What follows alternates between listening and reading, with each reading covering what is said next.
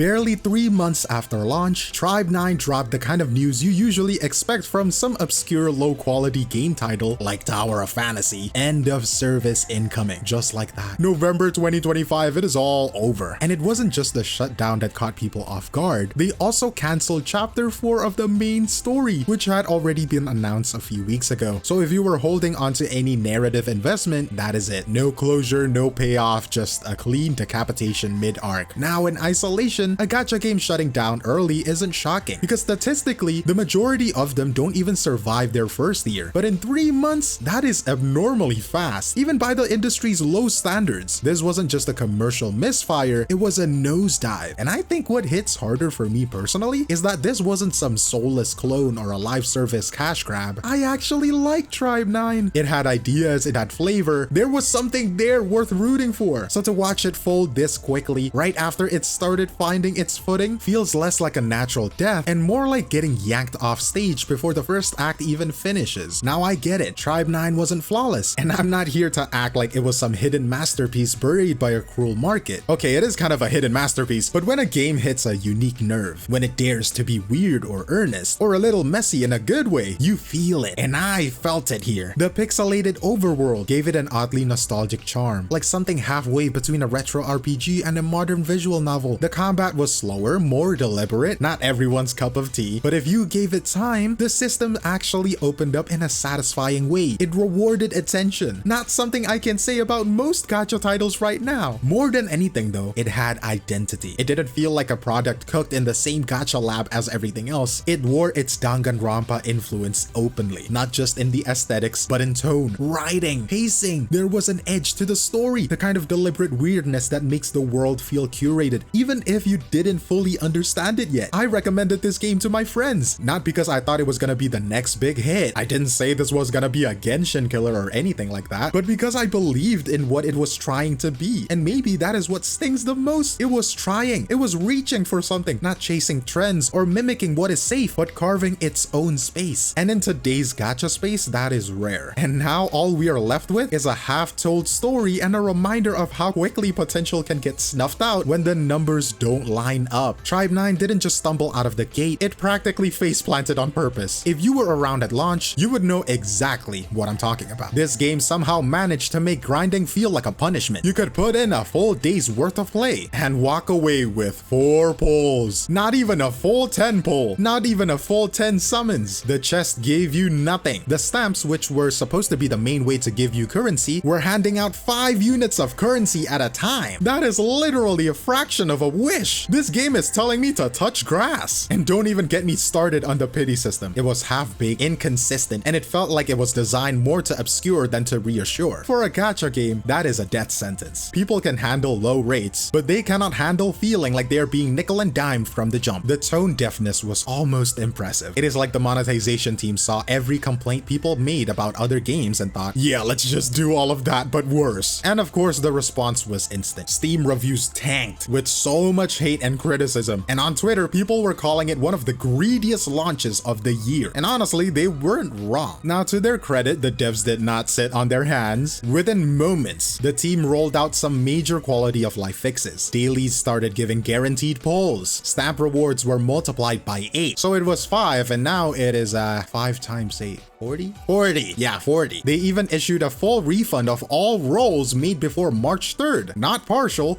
full. That kind of move is unheard of. It sent a message that they knew they messed up and they were trying to own it. And they didn't stop there. The 3-star drop rates, and if you don't know, the 3-star is like the 5-star in other games, the SSR ranks, right? The rates are more than tripled, going from 0.6%, which is a popular rate in gachas nowadays, to 2%. A whole 2%. That is massive. And the 50-50 system is gone, replaced by a generous 75-25 system. It is not 100%, but it's a 75%. Imagine this version of 𝗖𝗍𝗍𝗵 had launched day 1. We would be having a very different conversation right now maybe, but here is the reality. None of it mattered, because by the time they made those changes, the damage was already locked in. First impressions in the gacha space are brutal. You get one chance to convince people you are worth their time, and 𝗖𝗍𝗍𝗵 unfortunately squandered it. A ton of players had already bounced. Others were still hanging around, but they were watching with crossed arms, waiting to see if it was safe to care again. And even though the devs did put in the work, the stink of that launch never really went away. Once the community moves on, or worse, loses trust, it is nearly impossible to claw that back. So yeah, the monetization flopped, but if we're being honest, it was just the tip of the iceberg. Even before the launch, Tribe9 wasn't exactly a headline event. It was always going to be niche. There wasn't a huge marketing push or anything, and outside of people who already knew the name of the anime or the Danganronpa connection, most didn't even know it was coming out. You look at Twitter hype cycles or subreddit chatter from that time, it just wasn't there. And when people did finally boot it up, the game didn't really help itself. The pixelated overworld was a bold stylistic choice, sure, but it didn't land for everyone, especially not in a market where people are used to hyper-polished waifu showcases. You give the average casual gacha player a pixel art map and a bunch of dudes in a tracksuit, and most of them will just bounce without ever touching combat, which is a shame, because the combat was the good part. It actually had depth. You could build around specific buffs, skill cycling mattered, and the boss fights were legit challenging, but almost none of that was accessible early on. It was all locked behind long stretches of resource grinding, unlock requirements, and underwhelming tutorial content, and the result, most players never even got to the part where the game shines. They played the opening 2 hours, got stonewalled, and then dipped. The Steam concurrent player stats back this up. There was no post-launch surge, no slow burn growth, just a cliff dive. People checked it out, didn't click with it, and then moved on. So when the monetization was definitely the loudest failure, it wasn't the only one. Tribe9 had a whole onboarding problem. It couldn't show players why it was special, at least not fast enough to matter. But even if the onboarding had been better, Tribe9 was always swimming upstream. The character roster leaned heavily male, 11 guys to 6 girls, and there wasn't a single unit destined to bait Coomers. There is no jiggle physics or anything like that, nothing that screamed, "Please spend for serotonin," which artistically kind of admirable, but from a business standpoint, risky. You know that gacha's biggest whales aren't paying for a game balance, right? They are paying for thighs and serotonin. Tribe9 just didn't give them that. Instead, it had a gritty, stylized edge. Visually, it leaned more toward a gritty anime aesthetic than the usual glossy waifu showroom, and that alone probably alienated half the genre's casual crowd. Even the combat followed suit, slower paced, more methodical, heavier animations. It felt deliberate, even thoughtful. But for mobile-first audience used to autoplay farming and fast dopamine loops, that level of complexity reads more like friction, and the systems, while rewarding, took actual brain power to engage with. Not a problem on PC, I'm sure, but on mobile, it got tedious. Combine that with the fact that it only launched on iOS, no Android version at all, and you're looking at a game that boxed itself into a very specific, very limited audience. So it wasn't just that Tribe9 failed to monetize well, it's that it didn't even try to meet the market where it was. It wasn't selling what gacha players were buying, and in this economy, that is a death sentence. Tribe9 wasn't just a casualty of its own decisions, it is a part of a wider collapse happening in slow motion. Gacha right now is saturated to the point of absurdity. You've got new games launching every month, sometimes every week, and they are all fighting for the exact same pool of players, with the same exact pool of money, and the exact same 10-second attention span, and most of them aren't even offering anything new. They're just hoping their art direction or collab bait is enough to stall out churn. Tribe9 actually did something different. It leaned into pixel aesthetics, character-driven storytelling, and more deliberate combat. But here's the catch. In a market that has trained players to expect instant gratification, that kind of slow burn just doesn't land. There's no pity bait, no swimsuit banners, no autoplay dopamine loops. It wasn't built for the current meta, and in this landscape, anything that doesn't front-load its value in the first 15 minutes gets written off. Tribe9 didn't get buried because it was broken, it got buried because it couldn't yell louder than everything else. And what we're seeing now is gacha eating itself. Studios rushing to launch, chasing whatever FOMO meta worked the last quarter, and then folding when they don't go viral in like a few months. It is not sustainable, and the more this keeps happening, the more risk-averse publishers become, and the safer everything gets, which means fewer Tribe9s, not more. Tribe9 didn't go down because it was a bad game, it went down because it made a bad first impression, one it couldn't recover from, and that launch, it practically dared players to quit, and most of them did. But that wasn't the only reason. The game was also swimming against the current from day one. It wasn't the right kind of game for the gacha market right now. It tried to be thoughtful in a space that only rewards spectacle. It tried to build something with staying power in a genre built to burn out, and it paid the price for not chasing trends. That should worry anyone who gives a damn about where gacha is headed, because when even a narratively rich, mechanically aesthetically distinct, genuinely good game doesn't get a chance to breathe, that is not just a Tribe 9 problem, that is probably a market problem. The takeaway here isn't don't be like Tribe 9. It is more like you can't be Tribe 9 right now and expect to live. Not unless something changes. But anyways, that is all from me, 𝗖cie𝗽𝘆𝗵𝗁, and I'll see you in the next one. Cheers!